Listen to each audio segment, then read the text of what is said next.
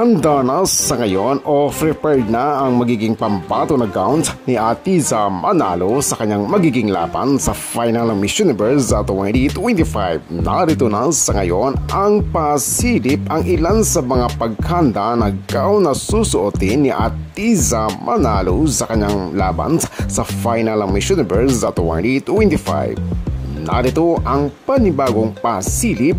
Panood pa natin. Ako si Kudander TV.